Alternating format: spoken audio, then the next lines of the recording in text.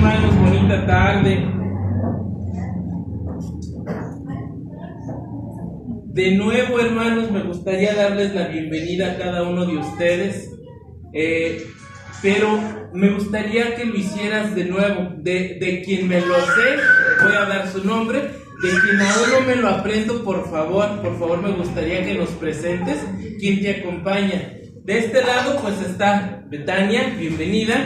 Nuestra hermana Eli, bienvenida. Nuestra hermana Claudia, Rocío, Fátima, atrás. Salvador. Pero hermano, muy bien. Luego, Lupita y Erandi, bienvenidos. Y ahora sí, hermano, por ahí atrás. Salvador. Araceli y Esmeralda. Y por favor, hermano, en lo que me aprendo sus nombres, ¿nos podría presentar de nuevo quién lo acompaña? Por favor, hermano. Él es mi hijo Jesús. Y él es mi sobrino José. Jesús, José, de este lado. Mi sobrino Sergio. Ok. Mi cuñada Berta y mi hermano Jesús. Ok. La iglesia Barín de nuevo les dice bienvenidos. De este lado, pues nuestro hermano Jesús, nuestra hermana Berta, nuestra hermana Mari, nuestra hermana Toñita, nuestra hermana Mari también, y por allá atrás, nuestro hermano Juan. Bienvenidos, esperando que en esta tarde, hermano, igual que la semana pasada, seas alimentado por su palabra. Que el hambre espiritual que traes sea alimentado solamente con su palabra, no por palabra mía. Hermano, déjame te hago una pequeña introducción de lo que vamos a hablar el día de hoy. ¿Algún día has ido a un buffet? Sí, ¿verdad? ¿Te has fijado? No todos, para no generalizar, pero te has fijado que la gran mayoría de personas que pagan un buffet se sirven únicamente lo que les gusta, y con justa razón, para eso se pagó. Pero te has fijado que hay personas que, a pesar de que es un buffet, se sirven la ensaladita, se sirven las verduritas, después se sirven el plato fuerte, después se sirve el postre, como si fuera una rutina. Pero casi siempre vemos a personas que se sirven lo que les gusta, y ves los platos atascados de comida. Bueno, pues eso es lo que les gusta. Y hay gente que incluso hasta eso afirma. ¿Y qué? Para eso pagué. ¿Sí o no? Y es que de verdad, hermano, a veces pensamos en la comida y nos damos cuenta de que toda la comida es indispensable. Toda la comida. Pero vivimos en un mundo donde ahora la comida intenta parecer algo que no es. ¿Algún día te has fijado en McDonald's que hay, no sé si todavía esté, hay un letrerito que dice ¿cuántas calorías te vas a comer? ¿Algún día te has fijado? Todos los paquetes son más de 1400 calorías. Y déjame decirte algo, eso tendríamos que comérnoslo en todo el día, no en una comida. Por eso es que hoy en día hay comidas que intentan parecer algo que no es. Las hamburguesas, ¿sabías tú que la persona que diseñó o inventó la hamburguesa estaba considerando un platillo equilibrado y saludable? Donde tenía vegetales, tenía proteínas, tenía carbohidratos, incluso tenía grasas. Pero el ser humano lo ha deformado. Pues justo nosotros hacemos eso con la palabra de Dios. Y me he encontrado personas que afirman: yo leo los puros salmos, a mí no me hables de otras cosas porque yo leo puros salmos. Y otras personas que dicen: no, yo no leo Apocalipsis porque me da miedo. No, yo solamente leo puros proverbios. No, yo solamente leo evangelios. Y estamos haciendo de la palabra de Dios un buffet, donde a tu criterio y a tu juicio hay algo que consideras importante y hay algo que para ti no es importante. ¿Y sabes? La Biblia, por más de que pasen los años, va a seguir estando vigente como la palabra de Dios. Para eso quisiera que me ayudaras a buscar un versículo. En el Antiguo Testamento, el profeta Isaías, capítulo 40, versículos 7 y 8. Solamente estos dos versículos.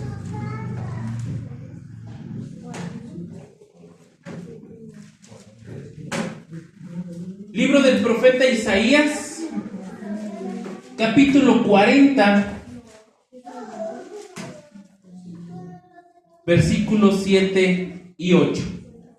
Por favor, cuando lo encuentres, me ayudas y te pones sobre tus pies y vamos a darle lectura solamente a estos dos versículos. Isaías 40, versículos 7 y 8. Con un amén, querido hermano, me dices si lo tienes. ¿Estará haciendo frío o qué? Con un amén me dices si lo tienes. Amén. Empezamos todos juntos el versículo 7. El versículo 7, vamos a esperar un momentito a que todos lo tengan. Antiguo Testamento, dentro de los profetas mayores. Isaías, capítulo 40. Solamente los versículos 7 y 8.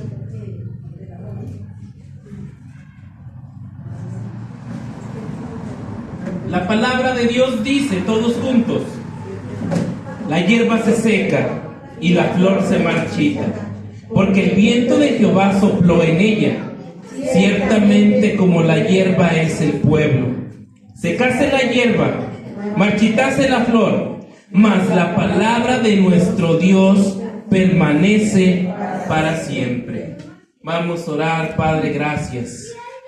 Gracias porque tenemos la fortuna de poder tener tu palabra escrita, tu palabra disponible en nuestro idioma, tu palabra de una forma accesible en la que nosotros podamos entender todo lo que tú tienes para nosotros.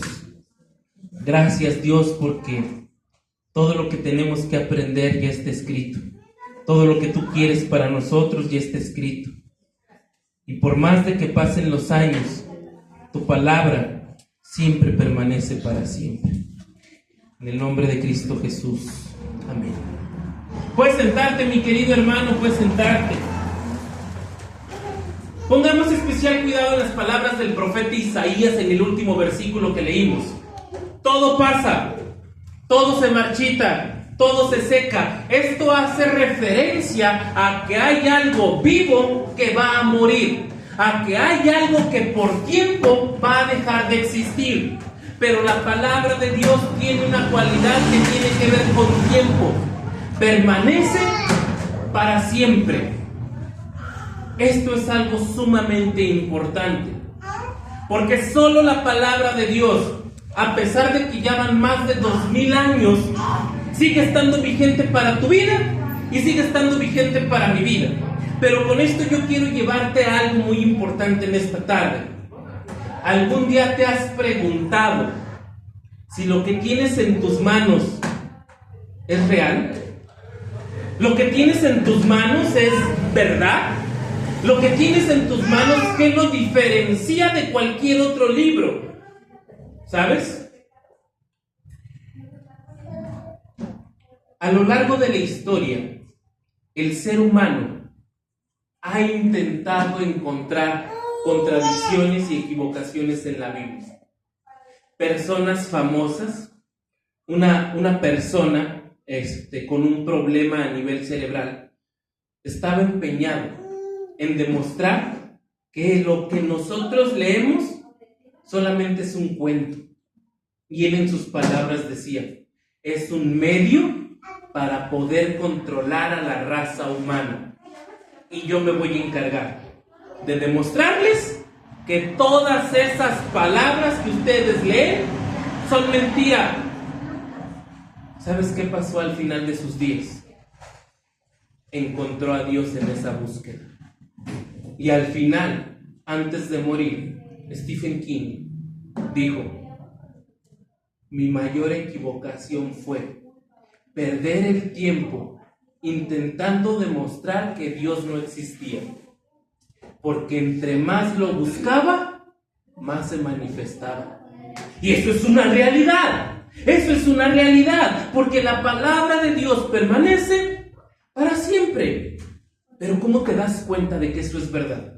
¿Cómo te das cuenta que lo que lees es una evidencia real para tu vida? ¿Sabes? La ciencia ha dicho que para comprobar algo se tiene que practicar algo que se llama método científico. Y que a partir del método científico obtenemos conocimiento.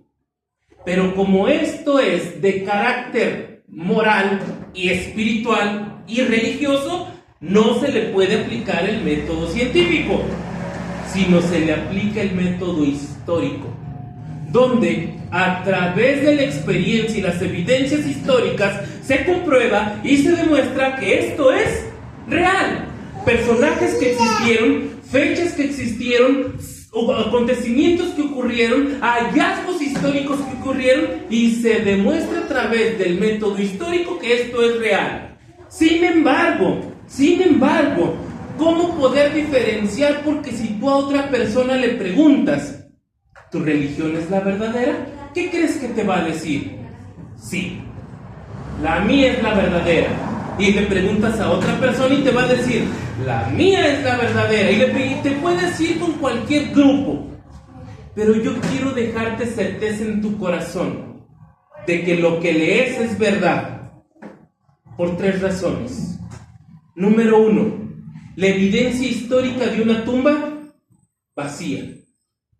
La evidencia histórica de una tumba vacía nos hace comprobar que nuestro Dios resucitó. Apariciones post-mortem. Las apariciones post-mortem es las evidencias de que el Cristo que murió resucitó y se apareció a personas específicas. Pedro, apóstoles, Tomás, a 2 personas en el camino. Entonces son apariciones post-mortem. Y tercera evidencia, Dios dice en su palabra que Él es el autor de lo que tú y yo leemos. Y justo ahí es donde yo quiero comprobarte que la Biblia no es un libro como cualquier otro libro. Ese libro que tiene la autoridad de poder llamarle a las cosas como son: pecadores. ¿Tú eres un pecador? ¿Yo soy un pecador? Yo puedo levantar la mano y decir, sí, sigo siendo un pecador. Sigo siendo un pecador, pero voy en busca de quien me está transformando. Así que, hermano, no te sientas mal. No te sientas mal porque solamente tú sabes lo que traes en tu vida. Solamente tú sabes lo que estás cargando. Pero venimos en busca del Dios perfecto. Venimos en busca del Dios que nos va a perdonar. Y para eso vayamos a nuestra primera cita. Segunda carta a Timoteo, capítulo 3, versículos 16 y 17.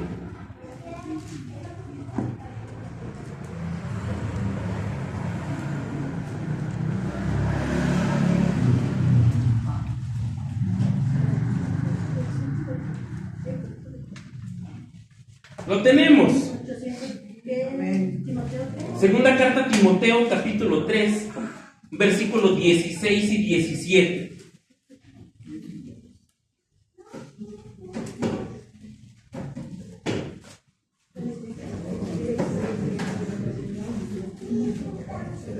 Por favor, alguien que lo tenga para que me ayude a darle lectura.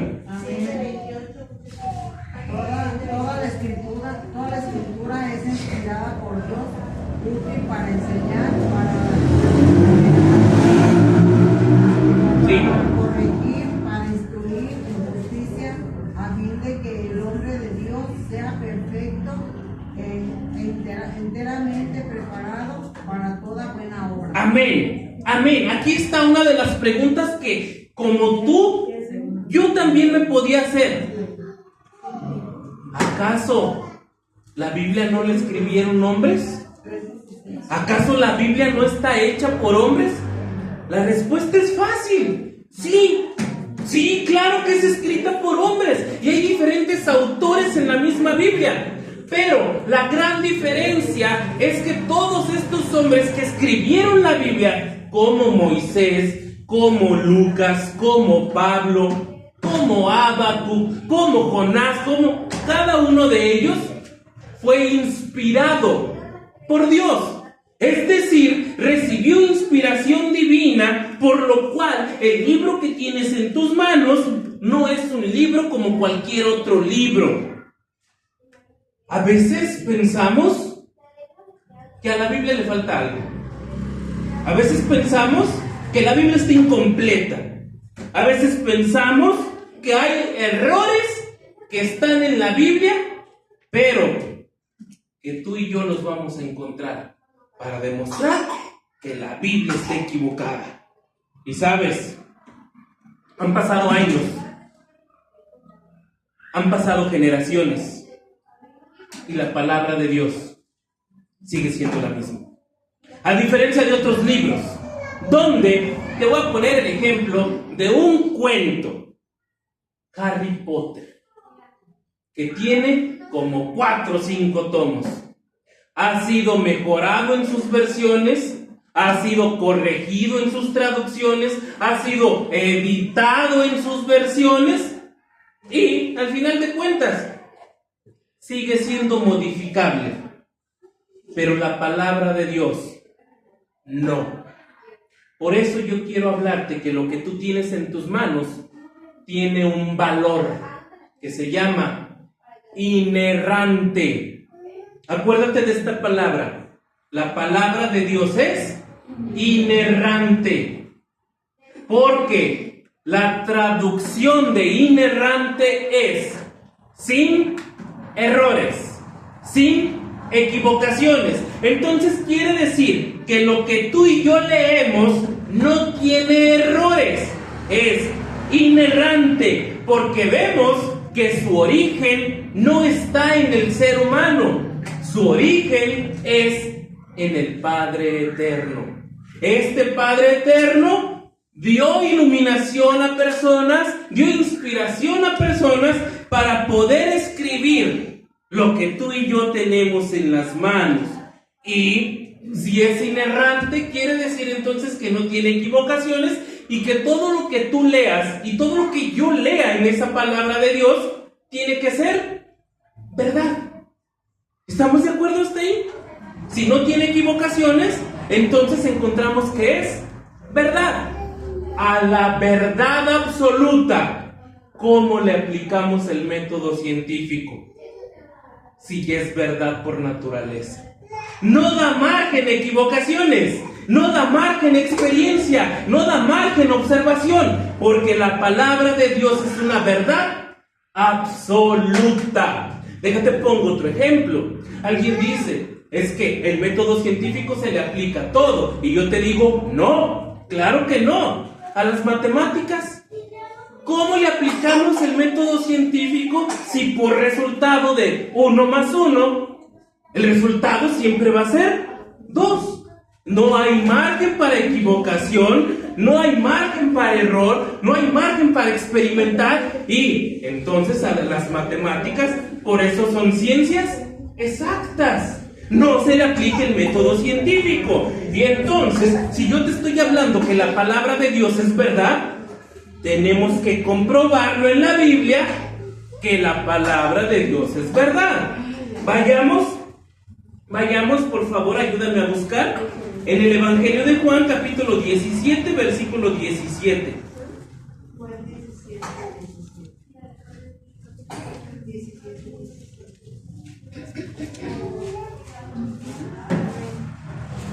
Por favor, ¿quién lo tiene?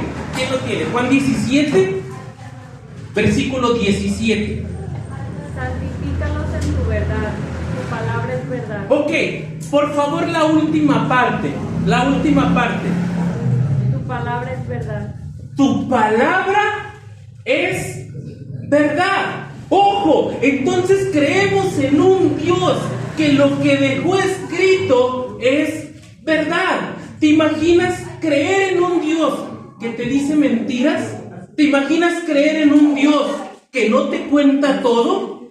No, creemos en un Dios que nos dice que su palabra es verdad. Y sabes, si Dios es verdad, entonces también debemos de encontrar en su palabra que Dios no miente. ¿Estamos de acuerdo? Porque estamos hablando de la inerrancia. La palabra de Dios es inerrante, porque en su naturaleza está la verdad. Su palabra es verdad. Vayamos a Tito, capítulo 1, versículo 2.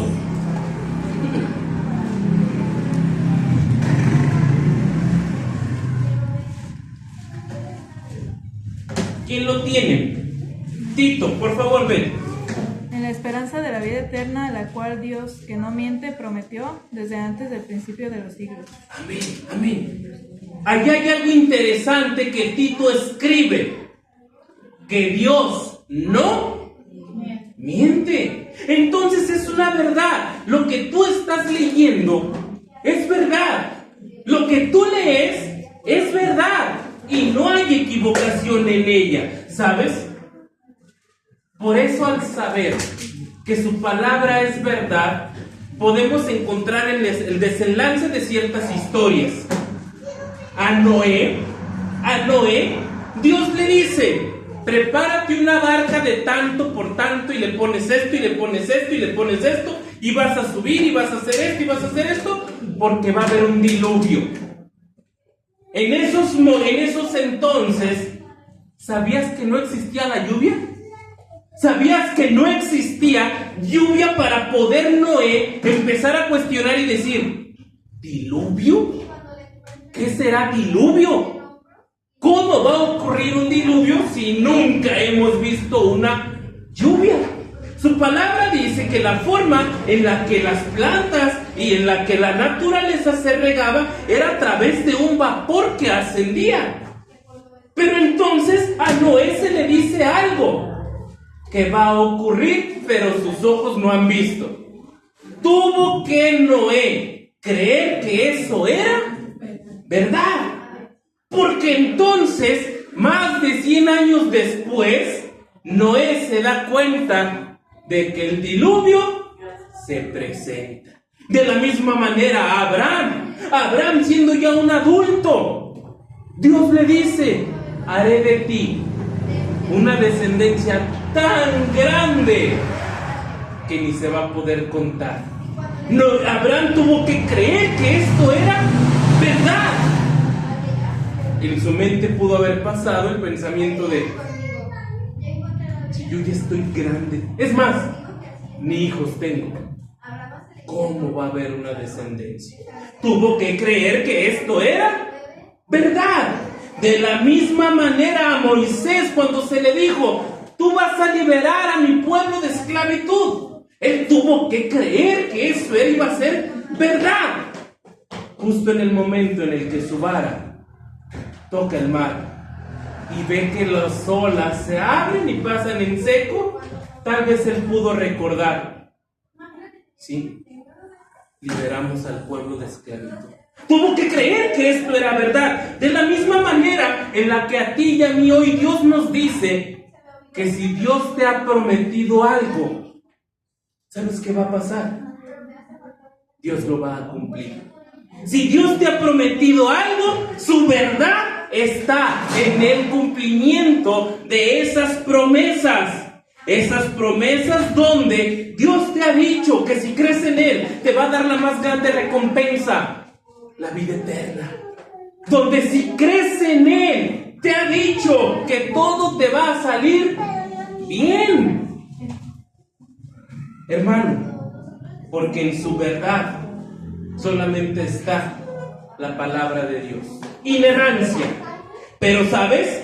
También la Biblia tiene que ser suficiente. Y este es otro atributo.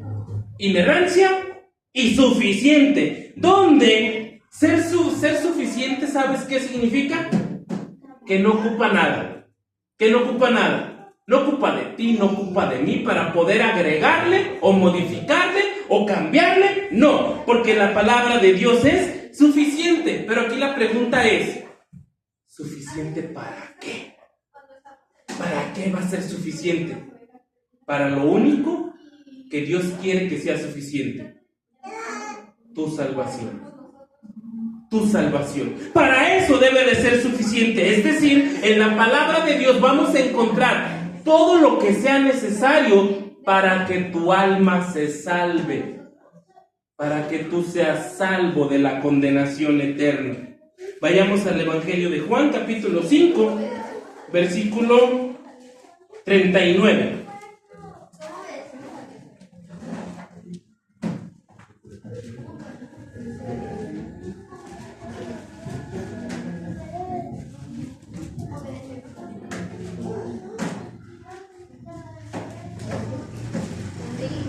Por favor, quien lo tenga.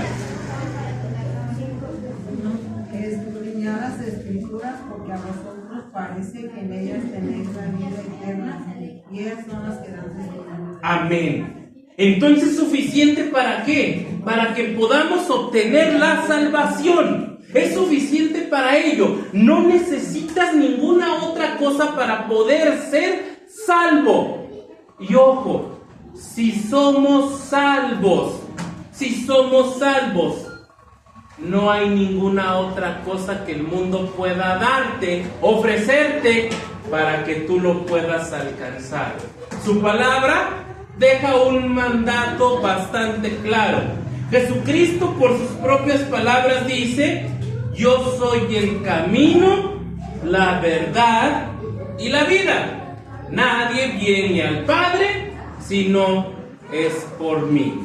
Suficiente. Entonces quiere decir que en la palabra de Dios encontramos todo lo necesario.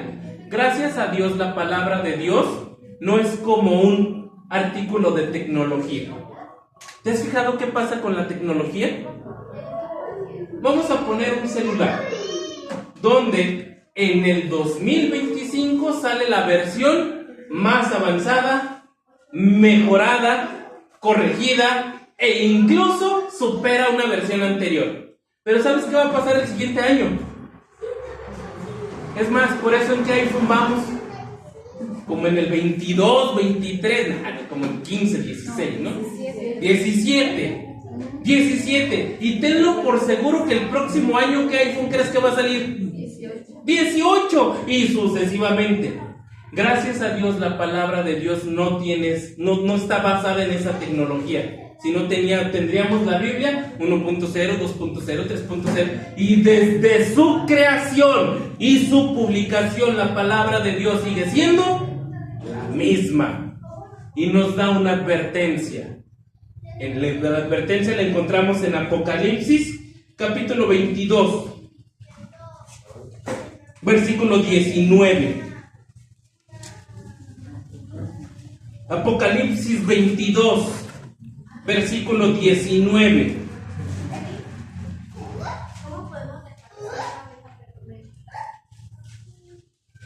Por favor, ¿quién lo tiene?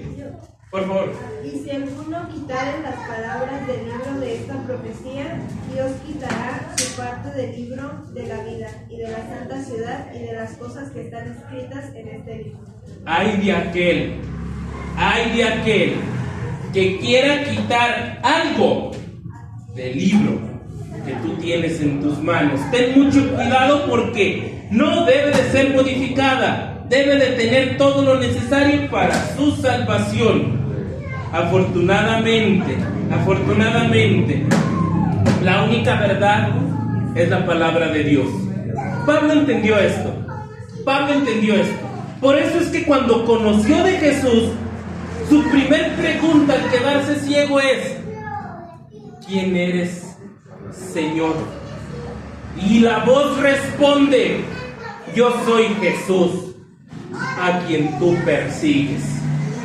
Se dio cuenta que eso era verdad.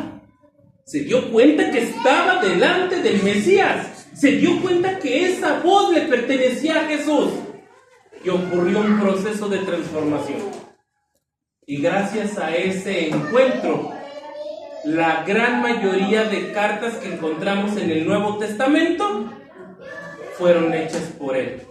de un perseguidor, de un asesino, de una persona violenta que perseguía a cristianos, pero entendió que eso era verdad. ¿Y sabes? La palabra de Dios también es autoridad. Y ojo con esto, es autoridad, porque en la palabra de Dios encontramos un verbo que se llama imperativo. Y este verbo imperativo es un mandato. No da tiempo ni da opción a que tú te preguntes, ¿quieres o no quieres? ¿Puedes o no puedes? ¿Lo haré o no lo haré? Sino lo hace a través de un imperativo donde no se da opción. Ejemplo, ir y hacer discípulos. ¿Te das cuenta el imperativo que encontramos ahí? Ir. Si tú lo lees mañana, ¿cómo crees que va a decir? Ir. Y si tú lo leíste ayer, ¿cómo crees que decía? Ir. Pero si tú se te olvida todo esto y lo lees dentro de un año, ¿cómo crees que va a decir? Ir. Porque es un imperativo. Y un imperativo viene de una orden, donde no se te cuestiona, no se te pregunta, únicamente espera de ti obediencia, porque es autoridad. La palabra de Dios es la única que le va a llamar a las cosas por su nombre. Tú y yo somos unos pecadores, y la Biblia nos señala de esa manera: por cuanto todos pecaron. ¿Y sabes cuál era la condena? ¿Sabes cuál era la paga? Porque la paga del pecado es muerte. Tú y yo tendríamos que morir. Pero dice, mas la dádiva de Dios es vida eterna.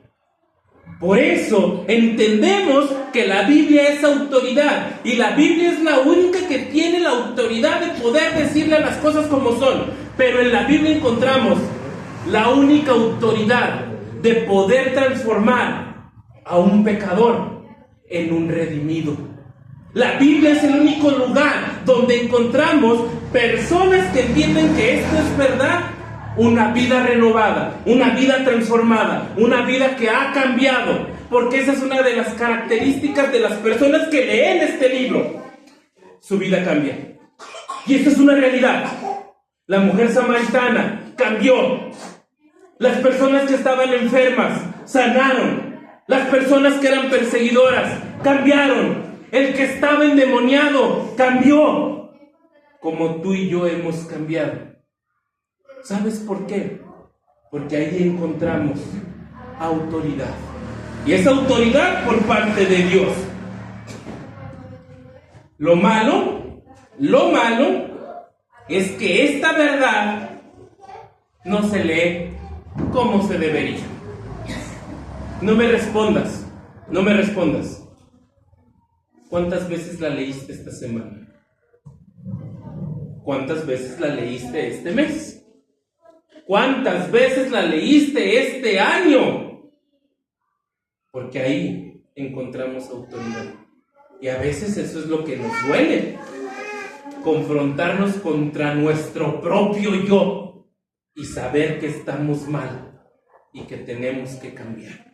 Esa es la autoridad de Dios, ¿sabes?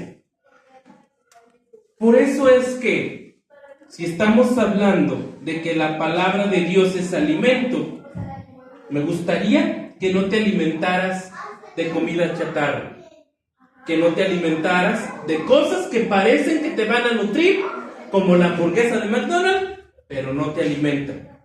Que te alimentes de forma completa, porque si los salmos no fueran necesarios, no estarían en la Biblia.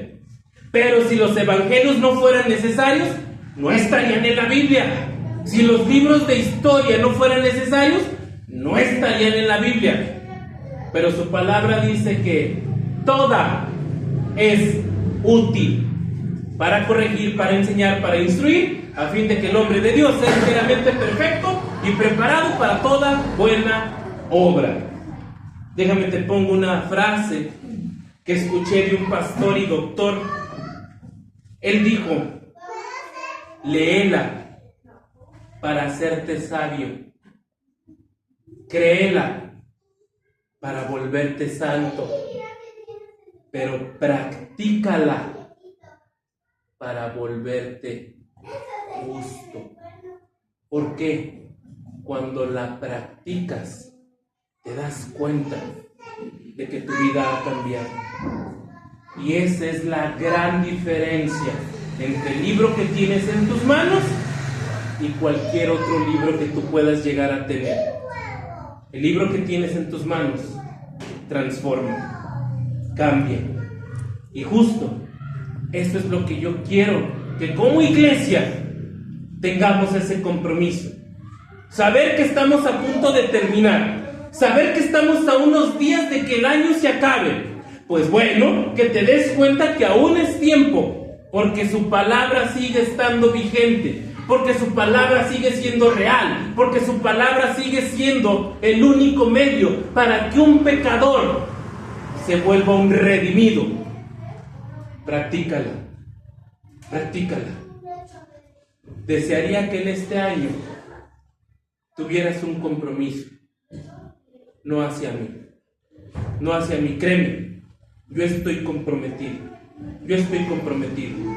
pero que tu compromiso sea hacia el Señor, ¿Qué vas a hacer el próximo año?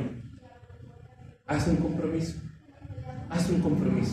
Vamos a orar. Padre, te damos gracias por tu palabra. Te damos gracias porque tú eres bueno. Te damos gracias porque podemos encontrar todo lo necesario en ella. Gracias, Padre, por esta tu iglesia. Gracias porque tú nos edificas, tú nos renuevas.